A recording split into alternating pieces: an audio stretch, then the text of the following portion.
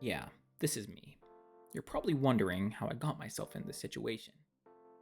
Well, it all started when me and my friends decided to make a Cobblemon server using the Cobblemon Realms mod pack.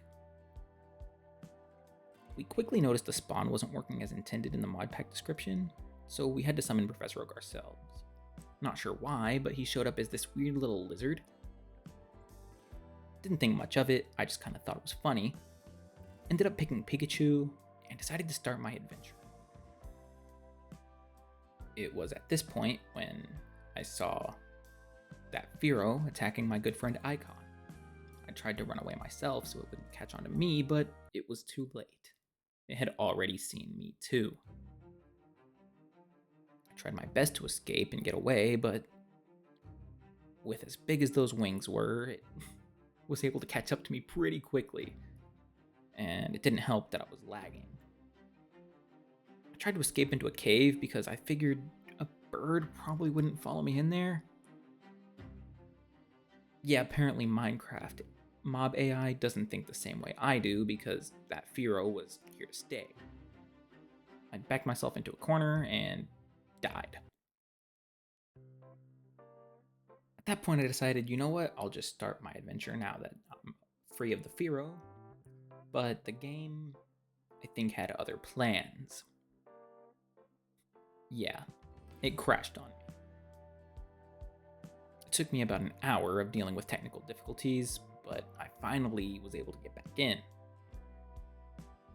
At this point, I was already severely behind my friends. Jin had found a village, and OT had also been already catching and leveling up his Pokemon as well.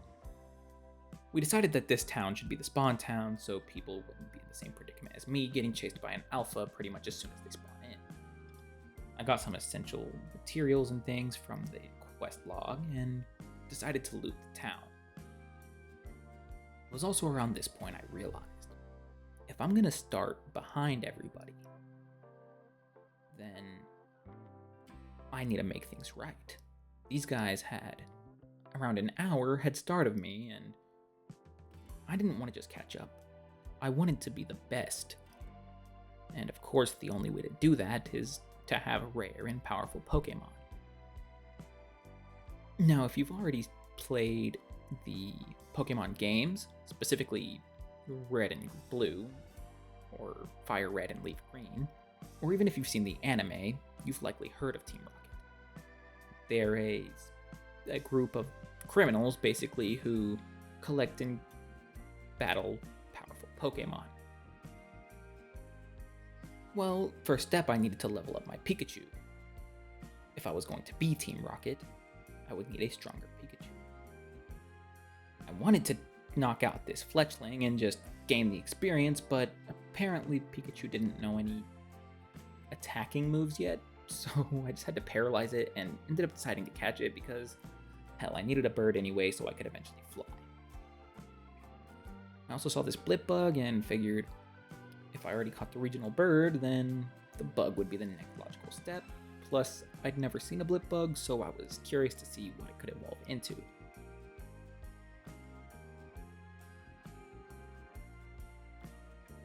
After a quick battle with my level 5 Fletchling, I was able to catch the blip bug and carry on my journey. I was looking for a good spot to settle down, but accidentally ended up finding a second village. This one was a lot bigger than the first one we found, with probably 3 times the amount of houses and chests to look through. Although they were all filled with similar things, just apricorns, Pokeballs, and some other assorted useless items.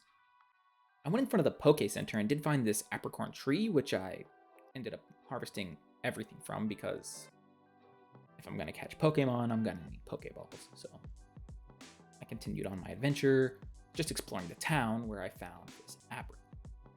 Abra is actually my second favorite Pokemon ever, and also probably the most essential Pokemon to my plans.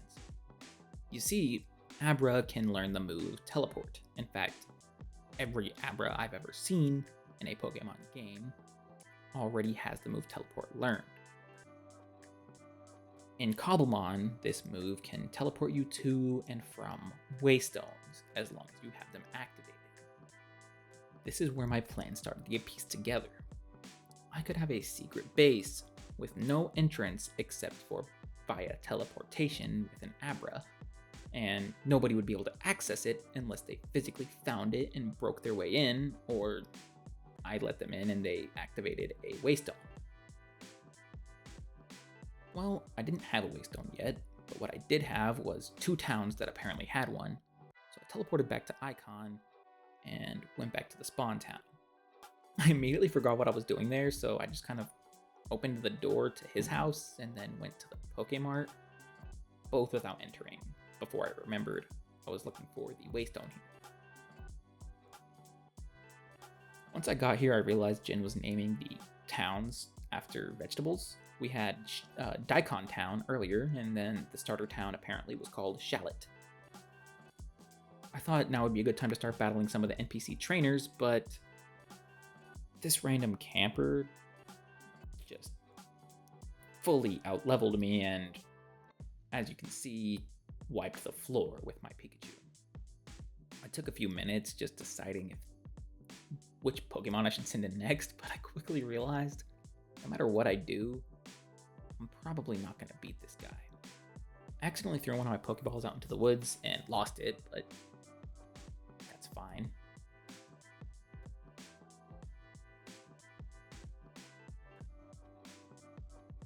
And I did decide to switch in my Pikachu-ikin, hoping she could tank the Yamper's electric type attack, but no, Pikachu fainted and I quickly decided to forfeit the battle at that point. There was no way of winning, and I was scared that losing would make my Pokemon dislike me and lower their friendship. So I went on to leveling up, and I found a Drowsy, which I thought I could make quick work of since Pikachu was only a little bit under-leveled and much faster. But what I didn't realize is, I don't know if this is a Drowsy thing or just this Drowsy in particular, turned out to be very beefy and just tank pretty much all of Pikachu's attacks. So I decided to switch out before Pikachu fainted so she could at least gain some levels. I made the mistake of sending in Fletchling first, but Fletchling was equivalent level to the Drowsy and also faster, so I figured maybe Fletchling could hold her own, and I was mostly right. Thanks to the paralysis, I was hoping that maybe Drowsy wouldn't be able to attack me back, but yeah, that wasn't the case for me. I was able to get the health a lot lower, and I considered catching it, but I already had my Abra, and at this point I was starting to get pissed off at the Drowsy for beating up my Pokemon so severely, and I made the mistake of switching Abra in. Now, as we just went over, Abra currently only knows the move Teleport, and yeah, that doesn't do any damage. That just gets you out of the situation. But I also realized I'm pretty sure Teleport always moves second, so it's kind of useless in this situation. I just decided to switch it out normally. Then I switched in for Blipbug, my last healthy Pokemon remaining, and wow, I should have done that from the start because it turns out Psychic types are weak to Bug types. I didn't realize that, but it makes a lot of sense. I continued leveling up my Pokemon and battling random creatures when this Sewaddle just walked by and it's shiny. So yeah, I definitely left that Spinarak alone and went to catch it. I broke out of the first Sport Ball I threw, but I remembered at that point I had a Netball, and I was pretty sure all my Pokemon were too overleveled to safely catch a level 6. So I just used the Netball and caught it. And then I caught a Petalil as well. And since I had a new bug type on my team with Sewaddle, I decided to get rid of Blipbug and replace him for the Petalil. Then I saw this bug catcher Greg outside of the Poké Center and decided to battle him. This battle went much more to my favor as bug catcher Greg's Pokemon were a lot lower level than the other trainers I had fought to this point. Since he had bug types, my Fletchling was able to make quick work and pretty much wipe the battle. And I continued on my adventures when I saw this Fletchender, which actually reminded me that Fletchling was a high enough level to evolve by this point. I also thought I could fly on a Fletchender, but apparently it has to be the third evolution. Fletchender is just not strong enough at this point to fly on. So I just continued running down the path here. Well, not really path, until I found this chest, which had an amulet, a covert cloak, and most interestingly, a Zygarde cell. I don't really know what this does, but it looked important, and I'm fairly certain Zygarde is a legendary Pokemon or mythical, one of those. I didn't really know what to do with it, but I took it with me and eventually found this weird glowing Dartrix, which I couldn't catch, but I ended up beating it in battle, and then Jin told me it's actually related to a trial spawner, which I was not nearly strong enough to take on yet. So I just got some loot and went back about my business. I found this wild Croconaw, which I really wanted to catch because I think Croconaw is really cool, and Feraligatr is one of my favorite starters. But yeah, as you can see, he made quick work of my entire team, even with type disadvantage. Once my entire team was fainted, he just refused to get inside this ball, so I called Jen over and he ended up catching it, and good for him. I don't have one, but he does. We found this Pokemon tower, or this tower, which reminds me of the tower from Lavender Town. There was nothing in any of the chests, so I just fought a nearby trainer instead. It made quick work of most of my Pokemon with his Chimchar, but eventually Fletchender was able to take the lead and win. And then I saw Tinkatink, which I decided to catch because I think that's a really cool Pokemon as well, plus I didn't have any fairy types yet. After that, I did find a chest with a stone tablet inside.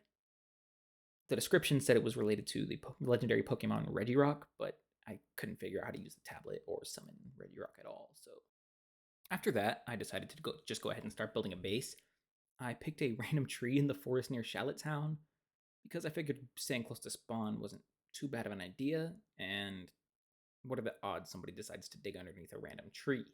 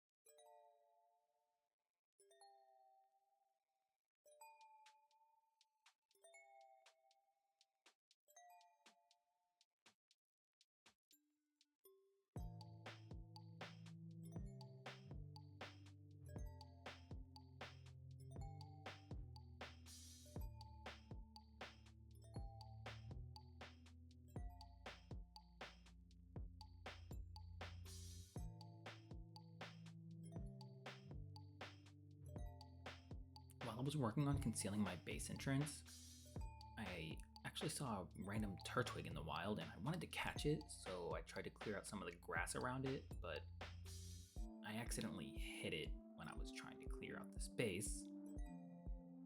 I didn't think wild Pokemon could just run away once you had them in a battle, but I was clearly proven wrong when the turtwig just did just that before I could even grab my Pokeball.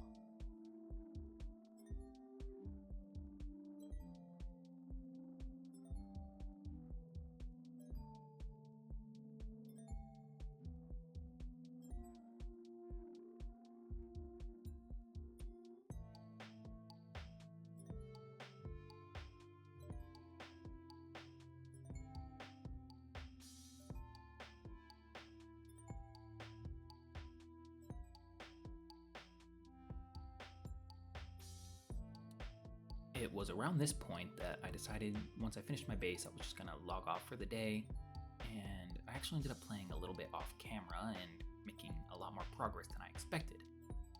I made a fossil machine, a healing machine, and a PC. I also found a structure that was like a Pokemon lab, which actually helped me in the construction of the fossil machine. And there I met a NPC called Professor Sachi. There wasn't much else of note there other than a bird fossil, which I needed a second half to be able to do anything with.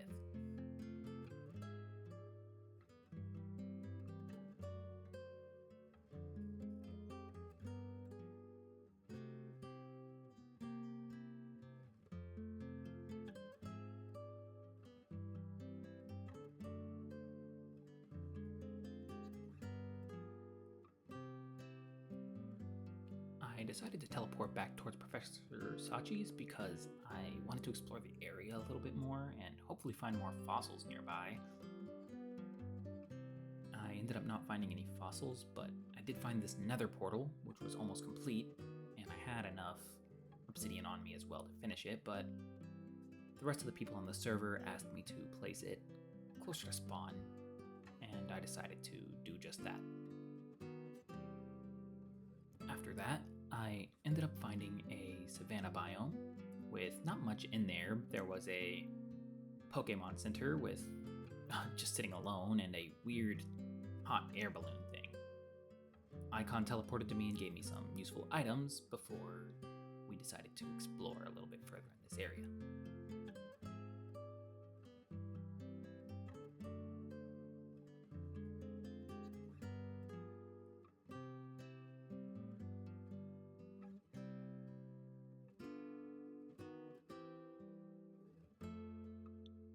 In the Pokemon Center, there was a couple healing machines and a Nurse Joy villager, as well as a PC.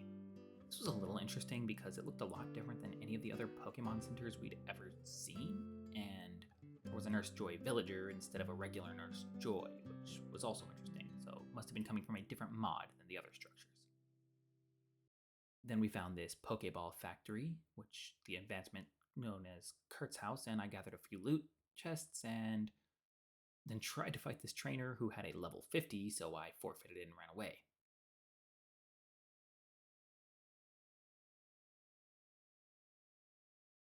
After that, I saw this lampant just hanging around with a chandelure in the back.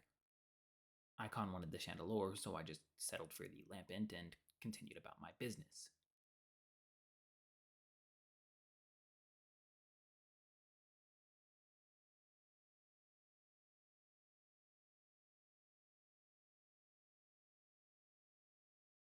Then I saw this shiny Bunnelby hiding in a tall grass patch like that, and I just battled it for a second before catching it with my Dusk Ball, and went straight to my PC. But I'll probably add it to my team a little later. After that, I actually started making my way back towards the savanna biome to catch a Shinx since it was nighttime, but I came across this weird campfire and green tent. There was a villager living inside with an archaeology table. I left the villager alone, but ended up stealing his table and continued on my journey back towards the savannah, as nighttime was starting to come to an end, and I really wanted to catch a Shinx, as that's my favorite Pokemon. I stayed in the Savannah biome for 3 days and 3 nights, I think. In game, of course. I never came across a Shinx, which was really upsetting.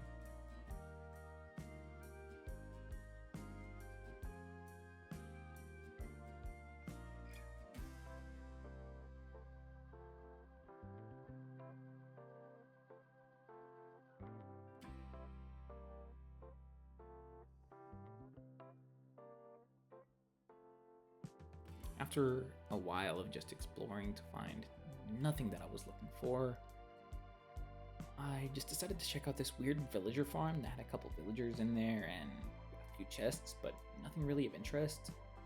And then as daytime came along, I realized I was able to evolve Tinkatink into Tinkatuff, and then I also used a link cable to evolve Kadabra into Alakazam. After checking out his moves and realizing there was nothing new I could teach him, I just decided to teleport back home and continue on the day.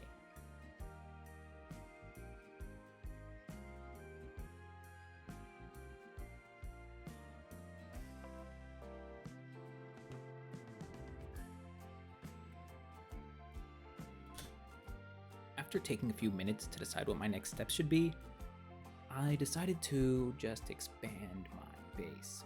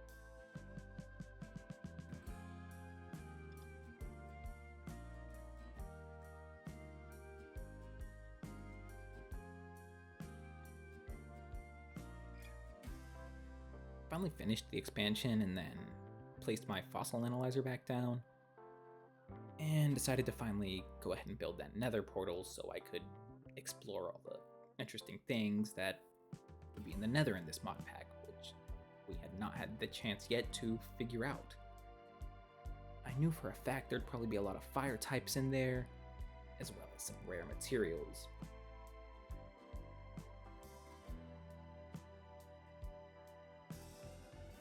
I also had hoped that there'd be a higher chance of like mythical or legendary Pokemon spawning in there, but no luck. At least not as far as I could find. Probably because my time in the nether did not go as planned, which you're about to see. After lighting the portal and debating for a few seconds, I decided to go in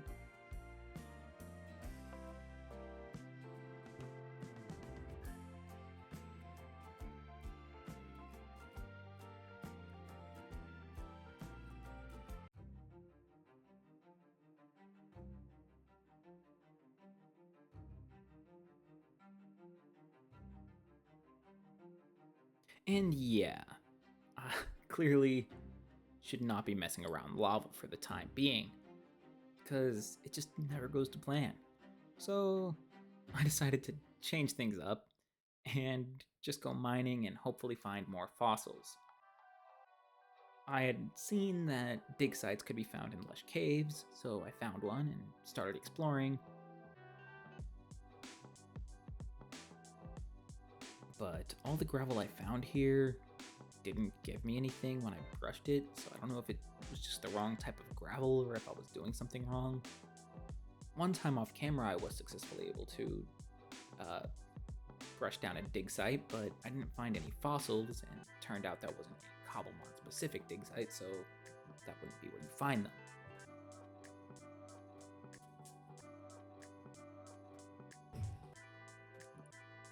After spending a while literally brushing all of the gravel I could find, I continued searching through the mine and eventually came across some diamonds.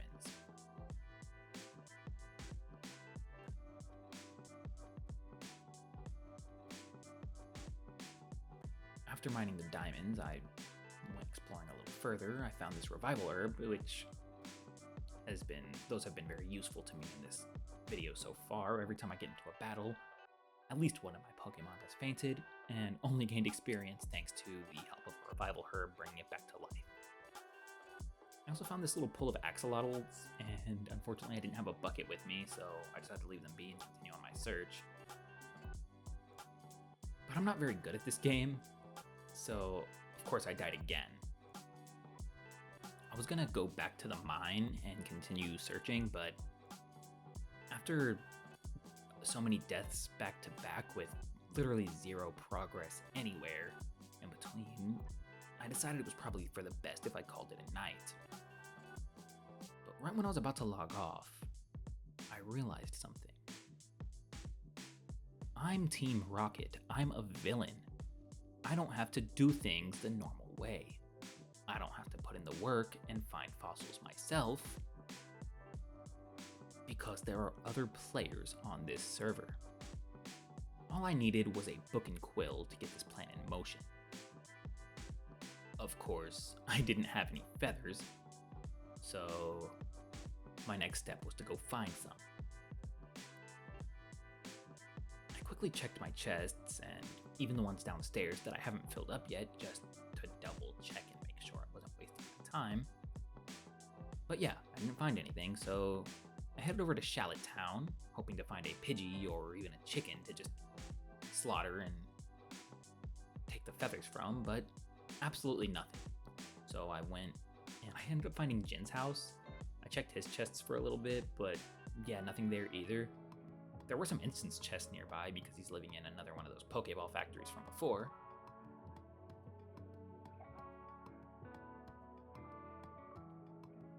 So I spent the time to search through those, and yeah, I didn't find anything in his house either.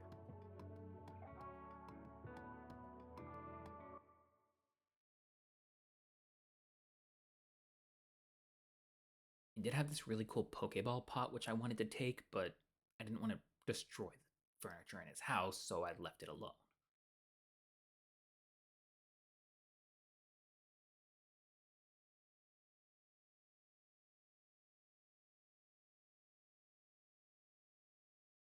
I gathered some potions and some great balls from the chests, but I ended up running out of space, so after one last look, I decided to leave and check if his villagers had any trades, but neither one of them was a Fletcher, and as such didn't have any feathers for trade. I ended up finding my old base back in Eyecon Town, and I didn't actually search through these chests, I just opened them and saw that there was no useful loot. So I left them alone, but what I had forgotten was that one of them actually did have a book and quill. Now that I had what I needed, I was able to go back to the Pokemon Center and write my book.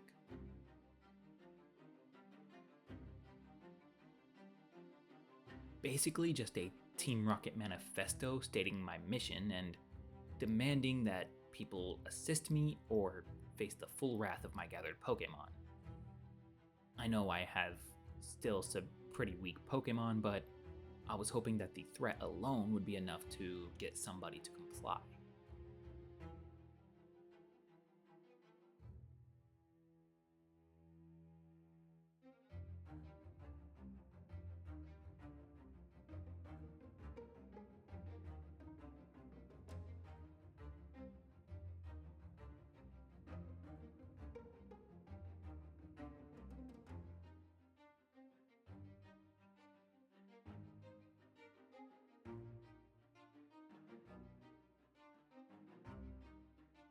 After I wrote the book, I placed it conveniently on the counter of Nurse Joy's desk with a trapped present box so anyone who opened it would just immediately get the book. And then I left a sign saying "Open me" so that hopefully people would realize it's safe to open. On the way out of the Pokemon Center, I did notice somebody running in at the exact same time. So clearly I had been noticed. I just didn't know if they saw me place the box. So I waited around before logging off, and lo and behold, they definitely noticed the box, but it wasn't clear if it was me, hopefully. So I played it cool and I just replied with, "What box?" After that, I decided to log off for the day because I felt any further conversation would give out too much, and leaving after just simply asking about the box would be better. Thank you guys very much for watching. I actually had a lot of fun recording this video, and I'm preparing to make a second part for when the box is opened. I'm just hoping that the server remains kind of active enough to let this go somewhere, because I'm really excited to see where this goes. And I really appreciate everybody who watched this far into the video. Please remember to hit like and subscribe, and I hope you all have a great rest of your day.